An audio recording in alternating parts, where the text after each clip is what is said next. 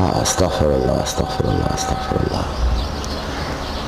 ایمان، اے ایمان والو ایمان لاؤ کا مطلب یہ ہے کہ جس کو تم ایمان سمجھے بیٹھے ہو، شیطان تمہارے اعمال سے، دیکھیں ایک بات اور ذہن میں رکھیے گا، ہمارے دو دشمن ہیں، بیچ میں یہ بات عرض کر دوں تاکہ بات آگے کی سمجھ میں آ جائے۔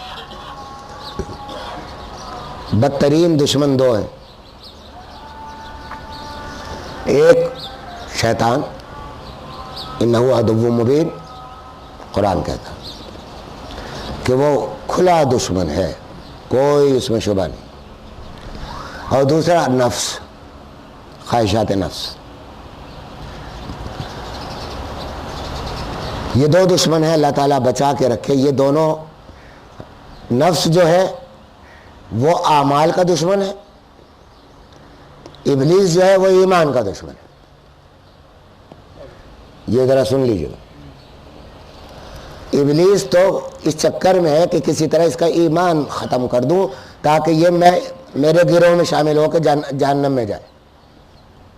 ابلیس ایمان کا دشمن ہے اور نفس اعمال کا دشمن۔ کیا کرتا ہے یہاں ذرا سی ان کے طریقے بتا دوں، اللہ مجھے بھی معاف رکھے۔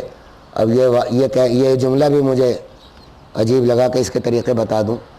میں طریقے اگر اللہ نے مجھے سکھائے ہیں یہ بھی تو بتاؤں گا، سمجھا؟ تو جتنے طریقے اللہ نے سکھا دل میں ڈال دیے وہی بتاؤں گا، ورنہ یہ مقام تو بڑے اولیاء اللہ کا ہوتا ہے کہ وہ شیطان کی بڑی بڑی تدبیروں سے اور ان سے واقف ہوتے ہیں۔ اسی لیے حدیث میں آیا کہ 70 سال کی عبادت ایک صوفی کی، عالم کی ایک دن کی عبادت سے، عالم کے ایک دن کی عبادت اس سے بڑھ کر ہے، کیونکہ وہ شیطان کی تدبیریں بتلا دیتا ہے، اس کے راستے بتاتا ہے کہ دیکھو یہاں سے بچ جانا، یہ یہاں سے تمہارا راستہ بدلے گا۔ تو جو چیزیں بزرگوں کی صحبت سے یا دعاؤں سے کچھ اللہ نے دل میں ڈالی ہے وہ عرض کر دیتا ہوں، اور ان کی سنی ہوئی، دل میں بھی کچھ آئی ہے کچھ ان کی سنی بھی ہے۔ وہ یہ کہ نفس جو ہے، آپ کے دل میں ایک خواہش پیدا ہوئی، مثال کے طور پر کہ بھئی فلاں ذریعے سے ایک آمدنی ہو رہی ہے تو ناجائز، اس میں ہے تو سود، لیکن اس وقت اگر میں کر لوں گا توبہ کر لوں گا، سمجھا؟ یہ پیسے لے لو، اور توبہ کا دروازہ تو کھلا ہے، وہ تو بند نہیں ہے، تو اس لیے یہ پیسے لے کے میں توبہ کر لوں گا، اللہ مجھے معاف کرے۔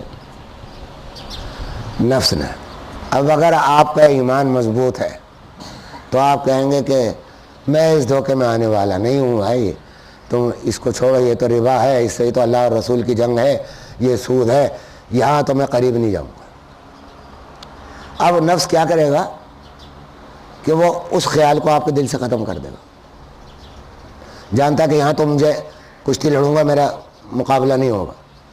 اب کیا کرے گا؟ وہ ایک دوسری خواہش پیدا کرے گا، سمجھا؟ کہ اچھا وہ نہیں کرتے یہ تو کر لو۔ خواہش، نفس کا کام یہ ہے کہ وہ کسی ایک خواہش